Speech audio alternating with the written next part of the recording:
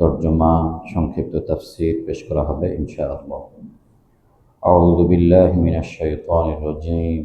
বিসমিল্লাহির রহমানির রহিম।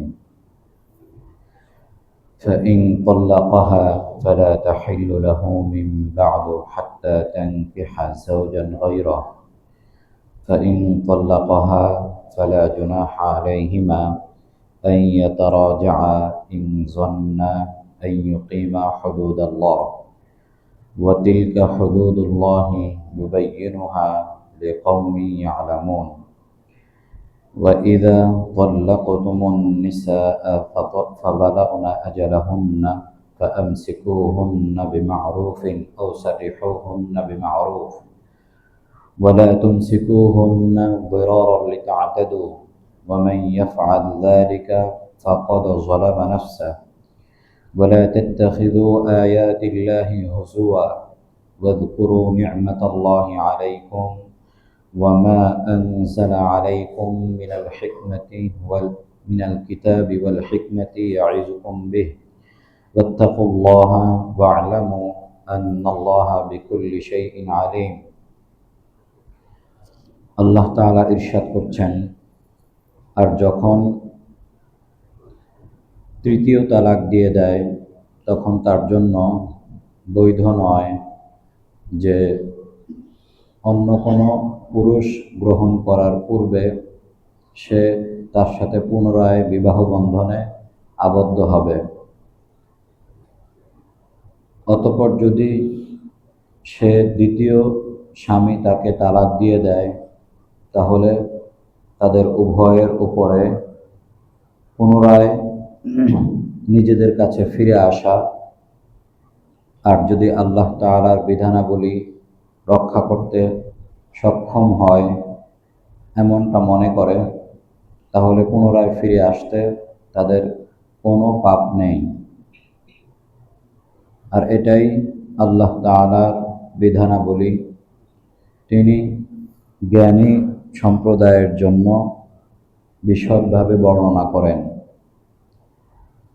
আর যখন তোমরা নারীদেরকে তালাক দিয়ে দিবে এবং তারা তাদের নির্দিষ্ট সময় পূর্ণ করবে, পৌঁছে যাবে, তখন তোমরা হয় তাদেরকে ন্যায়সঙ্গতভাবে রেখে দাও অথবা ন্যায়সঙ্গতভাবে তাদেরকে ছেড়ে দাও। আর তোমরা তাদেরকে সীমালঙ্ঘনের উদ্দেশ্যে কষ্ট দেওয়ার জন্য আটকে রেখো না। আর এমনটা যে করবে সে নিজ নফসের উপরে জুলুম করল। আর তোমরা আল্লাহ তাআলার আয়াতসমূহকে ঠাট্টার পাত্র বানিও না। আর তোমরা আল্লাহ তাআলার নিয়ামতসমূহকে স্মরণ করো। আল্লাহ তাআলা যে নিয়ামত তোমাদেরকে দান করেছেন সে নিয়ামতকে তোমরা স্মরণ করো এবং স্মরণ করো তোমাদের উপরে আল্লাহ তাআলা যে কিতাব এবং হিকমত নাজিল করেছেন, তোমাদেরকে বর্ণনা করেছেন। আর তোমরা আল্লাহ তাআলাকে ভয় করো এবং জেনে রাখো নিঃসন্দেহে আল্লাহ তাআলা সর্ববিষয়ে সর্বজ্ঞানী। এই আয়াতের পূর্বের আয়াতে আল্লাহ তাআলা তালাকের সর্বোচ্চ সীমা হচ্ছে দুইবার তালাক দেওয়ার বিষয়ে আল্লাহ তাআলা আলোচনা করেছেন। অর্থাৎ কোনো স্ত্রীকে যদি স্বামী রাখতে চায় তাহলে তার রেখে দেওয়ার সর্বোচ্চ তালাক হচ্ছে 2। আর যদি কেউ তৃতীয় তালাক দিয়ে দেয় তাহলে তাকে রাখার আর কোনো সুযোগ থাকবে না। সে কথাটি আল্লাহ পাক বললেন, যদি তাকে ফাইন তাল্লাকাহা, যদি তাকে তালাক দিয়ে দেয় অর্থাৎ এরপরে আবার তালাক দেয়, 2 তালাকের পরে আবার তালাক দেয় অর্থাৎ তৃতীয় তালাক, তাহলে তাদের জন্য এটা বৈধ নয় যে তারা পুনরায় নিজেদের কাছে ফিরে আসবে। তবে যদি সেই স্ত্রী অন্য স্বামী গ্রহণ করে, এরপরে সেই স্বামী যদি ইন্তেকাল করে, বিধবা হয় সেই স্ত্রী, অথবা সেই স্বামী স্বেচ্ছায় যদি তাকে তালাক দিয়ে দেয়, এমন পরিস্থিতি কখনো হয়, তাহলে এই প্রথম স্বামী, পূর্বের স্বামী তাকে পুনরায় মোহরানা দিয়ে বিবাহ বন্ধনে আবদ্ধ হতে পারবে, তাকে বিবাহ করে নিতে পারবে। এছাড়া তাকে গ্রহণ করার কোনো সুযোগ নেই। আমাদের দেশে যে একটি প্রচলন রয়েছে হিল্লা বিবাহ, যেটার ক্ষেত্রে এই ধরনের শর্ত করা হয়ে থাকে যে 3 তালাক দেয়া হয়ে গিয়েছে, এখন সেই স্ত্রীকে কিভাবে পুনরায় ফেরত নিবে, সেজন্য সে অন্য একজন পুরুষের সাথে এই শর্তে বিবাহ দিয়ে থাকে যে বিয়ের পরে তুমি তাকে তালাক দিয়ে দিবে, নামমাত্র মূল্যে মোহরানা ধরে এরপরে বিবাহ করে, বিবাহ করার পরে তালাক দিয়ে দেয়, এরপরে আবার প্রথম স্বামী তাকে বিবাহ করে। এটাকে বলা হয় হিল্লা বিবাহ। এই বিবাহ বৈধ নয়, এটা বৈধ নয়, এটা শরীয়ত সম্মত নয়। হাদিসের মধ্যে আসছে লাআনাল্লাহুল মুহাল্লিলা ওয়াল মুহাল্লালা লাহু। রাসূল সাল্লাল্লাহু আলাইহি ওয়াসাল্লাম বলেছেন যে আল্লাহ তাআলা হালালকারী এবং যাকে হালাল করা হয়ে থাকে উভয়ের উপর অভিসম্পাত করেছেন। হালালকারী যে পুরুষ ওই বিবাহ করে শর্তের মাধ্যমে তাকে হালাল করছে, আর যে নারী নিজেকে হালাল করতে গিয়েছেন, উভয়ের উপর আল্লাহ তাআলা লানত। এজন্য এই ধরনের হিল্লা বিবাহ এটা শরীয়ত সম্মত নয়, স্বাভাবিকভাবে কখনোই এগুলো বৈধ নয়। এর উপরে আরো বিস্তর মাসাইল রয়েছে, যদি আমরা কেউ আরো বিস্তারিতভাবে বুঝতে চাই ওলামায়ে কেরামের কাছ থেকে জিজ্ঞেস করে নিব। তো এখানে আল্লাহ তাআলা এই বিষয়টি উল্লেখ করলেন, ফাইন তাল্লাকাহা, যদি সে তাকে তালাক দিয়ে দেয়, ফালা জুনাহা আলাইহিমা আন ইয়াতারাজাআ ইন যান্না আন ইউকিমা হুদুদাল্লাহ। সেই স্বামী যদি তাকে পুনরায় তালাক দিয়ে দেয়, দ্বিতীয় স্বামী, অথবা ইন্তেকাল করে, তাহলে তাদের নিজেদের মাঝে পুনরায় ফিরে আসতে কোনো অপরাধ নেই। ইন যান্না আন ইউকিমা হুদুদাল্লাহ, যদি তারা মনে করে, ধারণা করে যে তারা উভয়ে আল্লাহ তাআলার বিধানকে পরিপূর্ণ রক্ষা করতে পারবে। যদি এমনটা হয় তাদের জন্য হালাল হলো, ঠিক আছে, কিন্তু তারা পূর্বের ন্যায় আবার বিধানকে লঙ্ঘন করবে, তাদের পরিস্থিতি এমন দাঁড়াবে যে পুনরায় বিবাহ বন্ধনে আবদ্ধ হলে পূর্বের ন্যায় আবার আল্লাহ তাআলার হুকুম এর লঙ্ঘন করবে, তাহলেও তারা পুনরায় বিবাহ বন্ধনে আবদ্ধ হবে না। তাদের জন্য উত্তম হচ্ছে যে এত কিছুর পরেও তাদের একত্রিত হওয়াটা উচিত নয়। এরপরে আল্লাহ তাআলা বললেন যে যখন তোমরা তাদেরকে তালাক দিয়ে দাও, তোমাদের নারীদেরকে তালাক দাও, তালাক দেওয়ার পরে যখন তাদের সময় পূর্ণ হয়, এই পূর্ণ সময়ের মধ্যে হয় তোমরা তাদেরকে ফিরিয়ে নাও, অথবা তোমরা তাদেরকে ন্যায়সঙ্গতভাবে ছেড়ে দাও। তোমরা তাদেরকে কষ্ট দেওয়ার জন্য, তোমরা তাদেরকে ক্ষতি করার জন্য সীমা লঙ্ঘন করে তাদেরকে আটক করে রেখো না।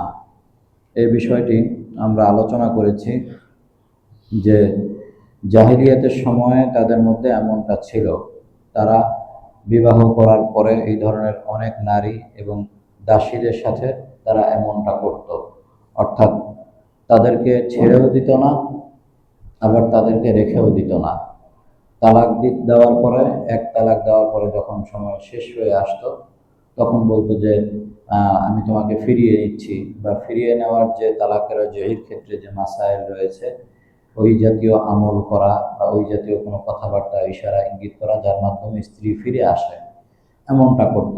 এভাবে আবার তালাক দিত, আবার এমনটা করত, আবার তালাক দিত, আবার এমনটা করত। তো এতে করে একজন নারীর উপরে জুলুম করা হতো। এই বিষয়টি আল্লাহ পাক নিষেধ করে দিয়েছেন, এটা করাটা নিজের উপরে জুলুম করা হবে। ওয়া ইয়াফআল যালিকা ফাকাদ যালামা নাফসা, যে এই জাতীয় কাজ করলো সে নিজের উপরে, নিজ নফসের উপরে জুলুম করলো, এটা গুনাহের কাজ, এটা করা যাবে না। সর্বোচ্চ এই সুযোগ রয়েছে 2 বার, যেটা তার আগের আয়াতে আল্লাহ তাআলা বলেছেন যে দ্বিতীয় তালাকের পরে স্ত্রীকে ফেরত নেওয়ার আর কোনো সুযোগ নেই, বারবার তালাক দিবে, বারবার ফেরত নেবে, এর কোনো সুযোগ নেই। আবার তাদের মধ্যে অনেকেই ছিল ঠাট্টার ছলে তালাক প্রদান করত, অর্থাৎ তালাক দেওয়া হতো, এরপরে যখন নারী স্বামীর কাছ থেকে নিজেকে ছাড়িয়ে নেওয়ার সময় আসতো, তখন বলতো, আমি তো তোমাকে এমনিতেই ঠাট্টার ছলে তালাক দিয়েছি, আমি তো তোমাকে তালাকের উদ্দেশ্যে তালাক দেইনি। এমন কথাবার্তা বলতো। এমন বাদীদের ক্ষেত্রেও এমনটা হতো। বাদীদেরকে বলতো যে তোমাদেরকে ছেড়ে দিয়েছি, আজাদ করে দিয়েছি। এরপরে যখন সময় আসতো তখন বলতো যে না, আমি তো তোমাকে ঠাট্টা করে এই কথা বলেছি, আমি আমি তোমাকে ইচ্ছা করে আজাদ করিনি, তোমাকে ছেড়ে দেইনি। তো এই ধরনের প্রতারণা করত। সেজন্য আল্লাহ পাক বললেন, ওয়ালা তাত্তাখিযু আয়াতিল্লাহি হুজুয়া, তোমরা আল্লাহ তাআলার আয়াত সমূহকে ঠাট্টার পাত্র বানিও না। রাসূলুল্লাহ সাল্লাল্লাহু আলাইহি ওয়াসাল্লাম এই বিষয়গুলো যখন লক্ষ্য করলেন এবং তার কাছে প্রশ্ন আসলো যে এই ধরনের হচ্ছে, তখন রাসূল সাল্লাল্লাহু আলাইহি ওয়াসাল্লাম বললেন, সালাসুন হাজলুহুন্না হাজলুন ওয়া জিদ্দুহুন্না জিদ্দুন, তিনটি বিষয় রয়েছে, যে তিনটি বিষয় যদি ঠাট্টার ছলে বা যে কোনোভাবে করে থাকে তাহলে সেটা হয়ে যায়।